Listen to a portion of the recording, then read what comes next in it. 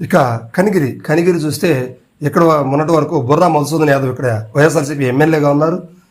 ఈయన ప్లేస్లో ఇప్పుడుకి ఈయన్ని కందుకూరు పంపించేసి ఈయన ప్లేస్లో దొద్దాల నారాయణ యాదవ్ని ఇక్కడ ఎమ్మెల్యే అభ్యర్థిగా వైఎస్ఆర్సీపీ ప్రకటించింది. అయితే ఇక్కడ గత 5 సంవత్సరాల నుంచి ఇన్ఛార్జిగా కానీ ఆ పార్టీ బాధ్యతలు మోస్తున్నటువంటి ముక్కు ఉగ్ర నరసింహారెడ్డి గారు ఇక్కడ మంచి స్పీడ్గా ఉన్నారు. ఖచ్చితంగా ఇది టీడీపీ సీట్ అని చెప్పేసి అక్కడ పరిస్థితులు అయితే అర్థమవుతూ ఉన్నాయి. సో ఎందుకంటే లాస్ట్ టైం వైఎస్ఆర్సీపీ ఇక్కడ నుంచి గెలవడం జరిగింది. అదేవిధంగా ఇప్పుడు ఖచ్చితంగా ఉగ్ర నరసింహారెడ్డిని అక్కడ గెలిపించే ఆలోచనలు అయితే అక్కడ లోకల్ ఉన్న గ్రౌండ్ రిపోర్ట్ ప్రకారం ఖచ్చితంగా ఉగ్ర నరసింహారెడ్డి గెలుస్తారనేది మాత్రం అక్కడ తేటతెల్లం అవుతూ ఉంది. అదేవిధంగా కందుకూరు చూస్తే అక్కడ కనిగిరిలో ఉన్నటువంటి ఎమ్మెల్యే బుర్రా మధుసూదన్ యాదవ్ని అనేక ప్రక్రియల తర్వాత 2-3 వ్యక్తులను మార్చిన తర్వాత వైఎస్ఆర్సీపీ బుర్రా మధుసూదన్ యాదవ్కి కందుకూరు టికెట్ ఇవ్వడం జరిగింది. ఇప్పుడు కందుకూరులో మధుసూదన్ యాదవ్కి ధీటుగా ఇంటూరి నాగేశ్వరరావు గారిని అంటే టీడీపీ అధిష్టానం ఆల్రెడీ ఇన్ఛార్జిగా ముందుగానే ప్రకటించడం జరిగింది. అయితే ఇంటూరి నాగేశ్వరరావు గారికి ఇక్కడ బలమైన ఓట్ బ్యాంక్ ఉంది. అయితే ఖచ్చితంగా ఈసారి ఇక్కడ నుంచి టీడీపీ గెలిచే అవకాశాలు ఉన్నాయని చెప్పేసి ఆశావాహులు చెప్తున్నారు. కానీ ఎట్టి పరిస్థితుల్లో గెలిచే అవకాశం లేదు. ఎందుకంటే ఎవరైతే బుర్రా మధుసూదన్ యాదవ్ కనిగిరిలో ఉన్నారో కనిగిరిలో యాదవ్ సామాజిక వర్గానికి ఆయన వల్ల కొంత ఇబ్బంది జరిగిందంటూ ఆ ప్రతిపాదికన ఆయనకి ఖచ్చితంగా ఇక్కడ అది మైనస్ అయ్యే అవకాశాలు ఉన్నాయని చెప్పేసి టీడీపీ ఎత్తి చూపిస్తూ ఉంది. సో దీనివల్ల ఖచ్చితంగా నారాయణ యాదవ్ ఓడిపోతారు. ఇక్కడ కూడా టీడీపీ గెలిచే అవకాశాలు ఉన్నట్టుగా తెలుస్తూ ఉంది. అయితే ఇక కొండేపి కీలకమైన నియోజకవర్గం కొండేపి. ఎందుకంటే గత 2 సార్లు కూడా 2014 కావచ్చు 2019లో కావచ్చు డోలా బాలవీరాంజనేయ స్వామి టీడీపీ నుంచి ఇక్కడ బలమైన అభ్యర్థిగా పాతుకుపోయినారు. 2 సార్లు కూడా గెలవడం జరిగింది. అయితే ఈసారి మాత్రం ఖచ్చితంగా అక్కడ గెలవాలని చెప్పేసి ఇప్పుడు లోకల్ వ్యక్తులను అయితే ఇబ్బంది పడుతున్నారని చెప్పేసి ఎక్కడైతే ఎర్రగొండపాలెం ఎమ్మెల్యేగా పనిచేస్తున్నటువంటి మంత్రి ఆదిమూలపు సురేష్ని ఇప్పుడు వైఎస్ఆర్సీపీ అధిష్టానం కొండేపికి పంపించడం జరిగింది. సో కొండేపిలో ఇప్పుడు హోరాహోరీ రసవత్తరంగా మారినటువంటి పరిస్థితులు ఇక్కడ కనిపిస్తూ ఉన్నాయి. ఖచ్చితంగా ఆదిమూలపు సురేష్ని మళ్ళీ ఓడించి 3వ హ్యాట్రిక్ కొట్టాలని చెప్పేసి స్వామి బలంగా అక్కడ కూర్చొని ఉన్నారు.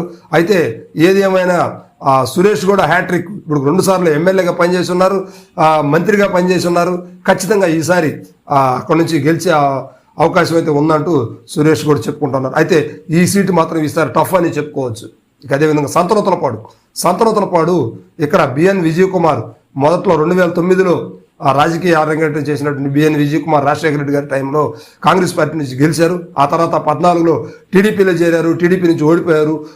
19లో అదేవిధంగా టీడీపీ నుంచి మళ్ళీ కంటెస్ట్ చేశారు, అప్పుడు కూడా ఓడిపోయారు. అయితే 2024 రానున్న ఎన్నికలకి ఖచ్చితంగా గెలిచే అవకాశం ఉన్నట్టు నేను ఖచ్చితంగా గెలుస్తానని చెప్పేసి చెప్తున్నారు. అయితే విద్యావేత్త, మంచి సౌమ్యుడు, అందరికీ అందుబాటులో ఉండేటువంటి వ్యక్తి బిఎన్ విజయ్ కుమార్. ఖచ్చితంగా ఆయన గెలిచే అవకాశాలు అయితే ఉన్నాయి. అదేవిధంగా ఈయన మీద పోటీకి వేమూరు గుంటూరు జిల్లా, ఉమ్మడి గుంటూరు జిల్లా అనేటువంటి వేమూరు నియోజకవర్గం నుంచి ఈయన్ని ఇప్పుడు సంతనూతలపాడుకి తీసుకురావడం జరిగింది. ప్రస్తుతానికి మేరకు నాగార్జున గారు మంత్రిగా ఉన్నారు. అయితే ఇప్పుడు మంత్రి వర్సెస్ బిఎన్ విజయ్ కుమార్ టీడీపీ అభ్యర్థిగా ఇక్కడ పోటీ పడే అవకాశాలు అయితే జరుగుతూ ఉన్నాయి. అయితే లోకల్ నాయకులు అయితే కొంతవరకు మెరుగు నాగార్జునకి సహకరించట్లేదని చెప్పేసి కొంత వాదన అయితే వినిపిస్తూ ఉంది. ఏది ఏమైనా వైఎస్ఆర్సీపీ బలం కావచ్చు, మంత్రిగా తనకున్నటువంటి కేడర్ను కావచ్చు కాపాడుకోవడానికి ఖచ్చితంగా పనిచేసేసి గెలుస్తానని చెప్పేసి మెరుగు నాగార్జున చెప్తున్నారు. ఇక్కడ ఇప్పటివరకు ఎమ్మెల్యేగా పనిచేసినటువంటి టీజీఆర్ సుధాకర్ బాబు గారు ఆయనకున్నటువంటి మైనస్లు అయితే ఏవైతే ఉన్నాయో అవన్నీ ఎంతో కొంత నాగార్జున గారి మీద పడే అవకాశం ఉంది. దానివల్ల టీడీపీకి ప్లస్ అవుతుందని చెప్పేసి టీడీపీ ఆశావాహులు కూడా వ్యక్తం చేస్తున్నారు. ఇది కూడా టఫ్ అయ్యే సీటు. ఇక ఒంగోలు, చివరిగా ఒంగోలు మనం చూస్తే ఒంగోలు బాలినేని వాసు మీద ఉన్నటువంటి ఆ రూమర్స్ ఏవైతే ఉన్నాయో ఇవన్నీ కూడా కొంచెం ఆ పార్టీకి కావచ్చు, ఆ పార్టీ కేడర్ కావచ్చు, ఒంగోలు వైఎస్ఆర్సీపీకి మొత్తానికి కూడా కొంచెం ఇబ్బందికరంగానే మారిందని చెప్పుకోవచ్చు. అయితే వైఎస్ఆర్సీపీ ఏది ఏమైనప్పుడు కూడా ప్రకాశం జిల్లాలో ఎలక్షన్ విధి విధానాలు ఏంటి, ఎలా చేయాలనే ఒక ప్రతిపాదికన ఒక యూనివర్సిటీ లాంటి మైండ్ సెట్ తోటి ఎలక్షన్ చేసేటువంటి వ్యక్తి ఎవరన్నా ఉన్నారంటే జిల్లాలో ఆయన ఏకైక వ్యక్తి బాలినేని శ్రీనివాసరెడ్డి. ఆయన మాజీ మంత్రివర్యులు, ప్రస్తుతానికి ఆయన ఒంగోలు ఎమ్మెల్యేగా ఉన్నారు. ఆయన ఓటమి ఎరుగిన నాయకుడు. 2014లో మాత్రం ఒకసారి ఓడిపోయారు. కొంత ఆయన మీద ఇబ్బందికరంగా ఉన్నప్పుడు కూడా కానీ ఈసారి మళ్ళీ గవర్నమెంట్ వస్తే ఖచ్చితంగా ఆయన ఇక్కడ నుంచి గెలిచి మంత్రి అయ్యే అవకాశాలు కూడా ఉన్నాయని చెప్పేసి ఆశావాహులు వ్యక్తం చేస్తున్నారు. అయితే ఇక్కడ టీడీపీకి దామచర్ల జనార్దనం సౌమ్యుడు, మంచి వ్యక్తి. ఖచ్చితంగా టీడీపీ ఈ సీట్ను కూడా జిల్లాలో మొట్టమొదట టీడీపీ గెలిచే మొదటి 2 సీట్లలో ఒంగోలు ఉంటుందని చెప్పేసి టీడీపీ ఆశావాహులు వ్యక్తం చేస్తూ ఉన్నారు. ఇది టీడీపీ ఆ లిస్టులో కూడా ఏదైతే ఫైనల్ లిస్టులో ఉందో, ఏదైతే వాళ్ళ విన్నింగ్ లిస్ట్ ఉందో ఆ విన్నింగ్ లిస్టులో కూడా ఒంగోలు పేరుని వాళ్ళు రాసుకోవడం జరిగింది. సో దీన్ని బట్టేసి ఇక్కడ కూడా వైఎస్ఆర్సీపీలో ఉన్నటువంటి లోపాలు కావచ్చు, బాలినేని వాసు వారి కుమారుడు వలన కొంత రూమర్, అది వాస్తవం అవాస్తవం అనేది తీసి పక్కన పెడితే వారి మీద ఉన్నటువంటి రూమర్ ఏదైతే ఉందో దాని వలన అదంతా కూడా దామచర్ల జనార్దన్ గారికి ప్లస్ అవుతుందని చెప్పేసి టీడీపీ ఆశావాహులు, అదేవిధంగా వైసీపీలో ఉన్నటువంటి కొంతమంది గ్రూప్ రాజకీయాలు చేసినటువంటి పరిస్థితులు కూడా ఉన్నాయి. అవన్నీ కూడా టీడీపీ ప్లస్ అవుతుందని, ఖచ్చితంగా టీడీపీ విన్ అవుతుందని చెప్పేసి వారు చెప్తూ ఉన్నారు. ఇక ఒంగోలు పార్లమెంటు విషయానికి వస్తే, ఒంగోలు పార్లమెంటు విషయంలో మాగంటి శ్రీనివాసరెడ్డి గారు ఇప్పుడు ప్రస్తుతానికి పార్టీ మారారు. వాళ్ళ కుమారుడికి టీడీపీ నుంచి టికెట్ కావాలంటే దాని విషయంలో చంద్రబాబు నాయుడు గారు కాదు మీరే పోటీ చేయాలని చెప్పేసి ఎట్టకేలకు ఫైనల్ చేసేసి శ్రీనివాసరెడ్డి గారిని అక్కడ టీడీపీ నుంచి బరిలో దించే అవకాశం అయితే ప్లాన్ చేసి ఉన్నారనమాట. మరి ఇక్కడ పోటీ చేసిన అభ్యర్థి మరి ఎవరండి వైఎస్ఆర్సీపీ వెతుకుతుండగా ఇక్కడ తిరుపతి ఎమ్మెల్యేగా పనిచేసినటువంటి చెవిరెడ్డి భాస్కర్ రెడ్డి గారిని ఇక్కడ ఒంగోలు ఎంపీ అభ్యర్థిగా ప్రకటించడం జరిగింది.